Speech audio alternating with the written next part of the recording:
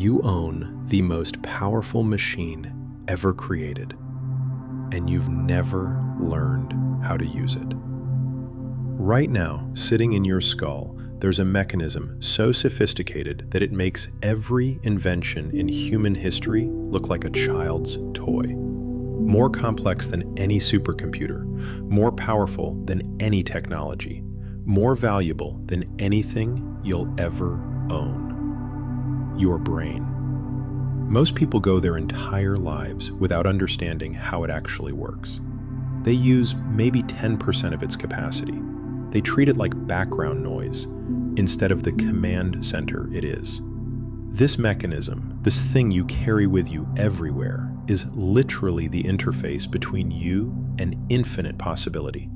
Every thought you think activates it. Every desire you hold focuses it. Every bit of attention you give programs it.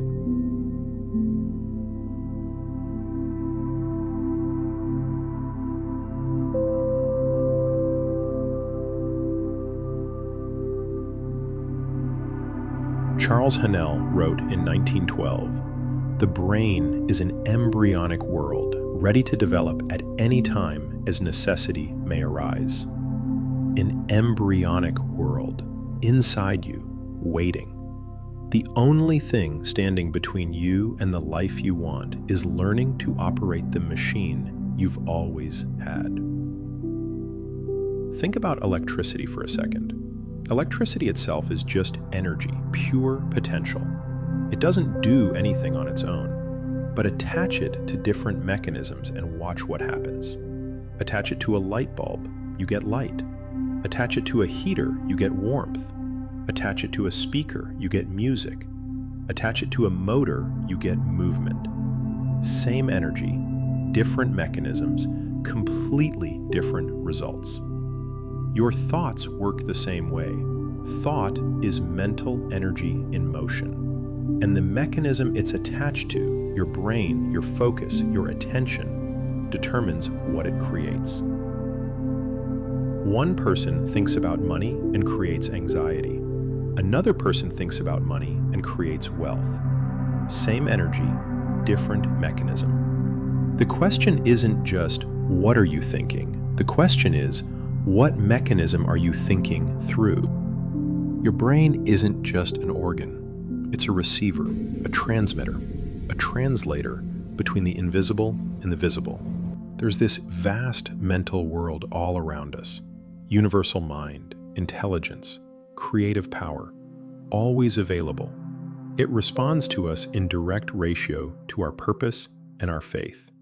Not faith like religion, faith like signal strength. Your purpose is the frequency you're tuning to. Your faith is how clearly you're receiving it. And your brain is the antenna that picks up the signal and translates it into form. Every beauty you've ever appreciated, music that moves you, art that stops you in your tracks, words that hit your soul, you could only experience it because you had the corresponding pattern already in your brain. You can't hear a song without ears. You can't see color without eyes.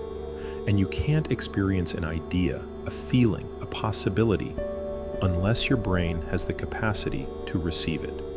Every virtue, every possibility, every potential that exists in nature, your brain can express it, but only if you learn how to operate the mechanism.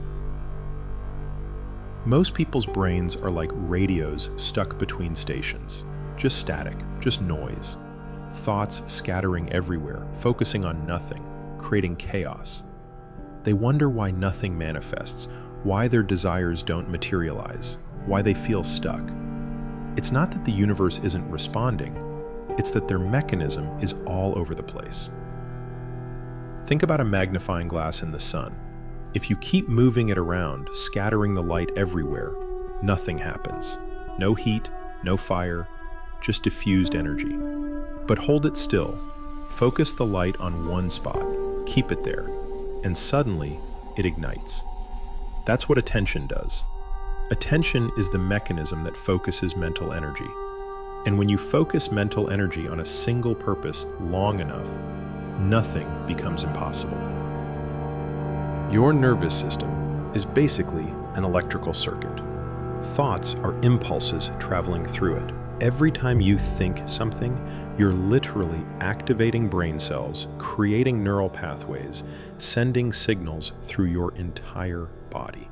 At first, when you think a new thought, something you've never believed before, the brain doesn't respond.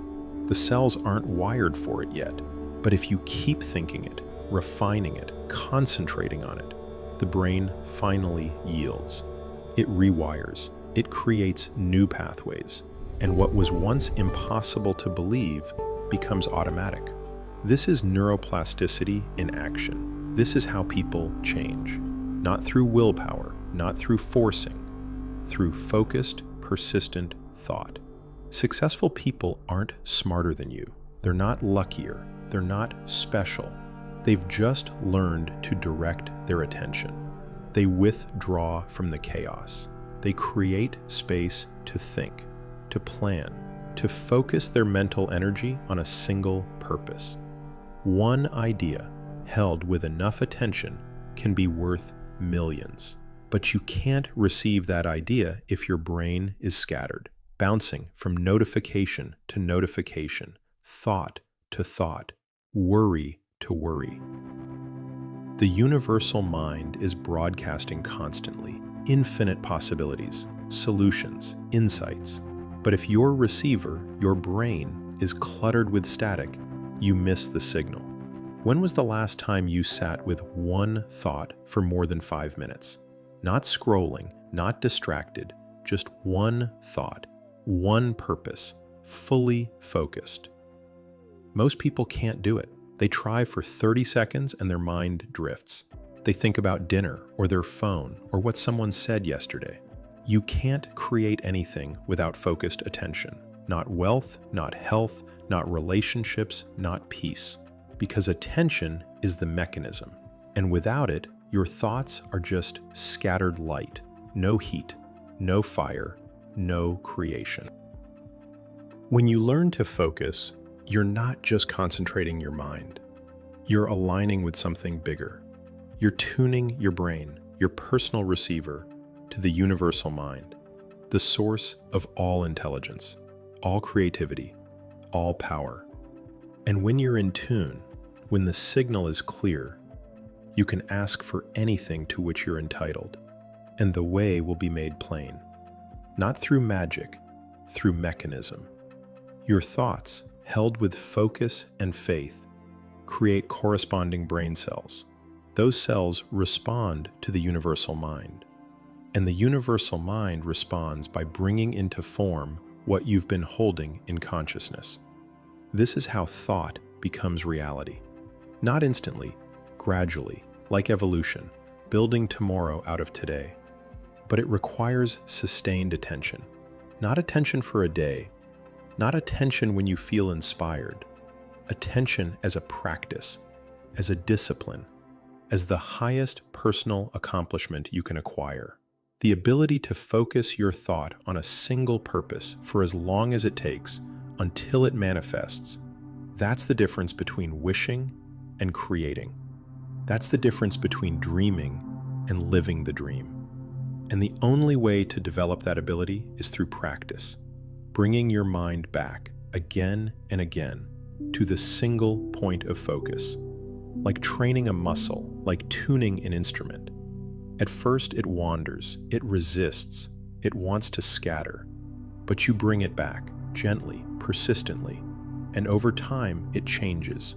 Your mental moods shift, your consciousness expands, your ability to receive grows, and suddenly opportunities appear, ideas come, doors open. Not because you got lucky, because you learned to operate the mechanism. Let's practice together. Pick something, an object, a photo, a picture on your wall, even an object in front of you right now. If you're somewhere safe, sit comfortably. Take a breath. Now look at this object. Really look at it. Not a glance, not a quick scan. Study it like you've never seen it before. If it's a photo of someone, notice the expression in their eyes, the the shape of their face, the way their hair falls, the texture of their clothing, every tiny detail. If it's an object, notice its color, its edges, the way light hits it, the shadows it creates. Spend at least a minute just observing, drinking in every detail. Now close your eyes and try to see it in your mind. Recreate it, every detail. Can you see it clearly? The colors, the shapes, the feeling of it? If it's fuzzy, open your eyes. Look again, then close them and try again. You're not just memorizing an image, you're training your brain to hold focus, to concentrate, to build the mechanism of attention. Once you can hold an image clearly in your mind, you can hold an intention, a purpose, a vision of what you want to create.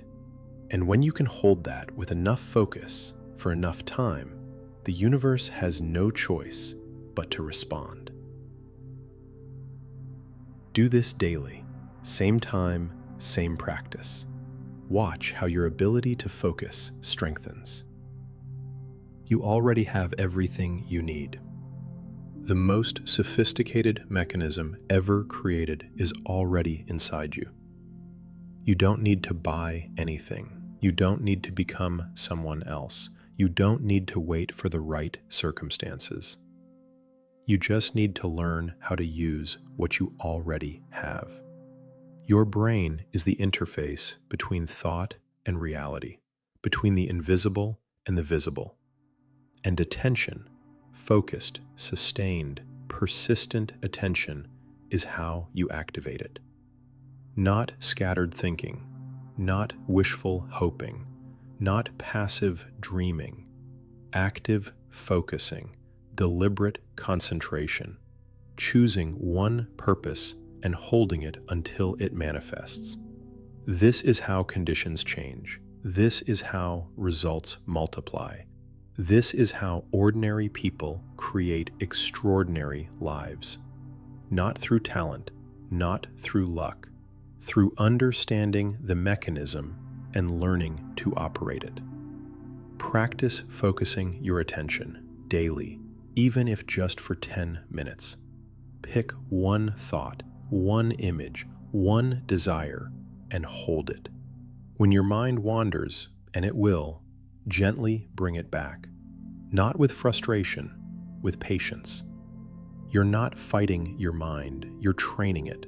And over time, as you build this capacity, you'll notice something shift. Ideas will come more clearly. Opportunities will appear more frequently. Your ability to create will expand. Not because the universe changed, because you learned to tune in.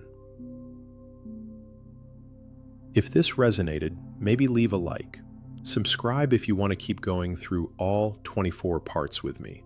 In the comments, share one word, one thing you're focusing your attention on this week.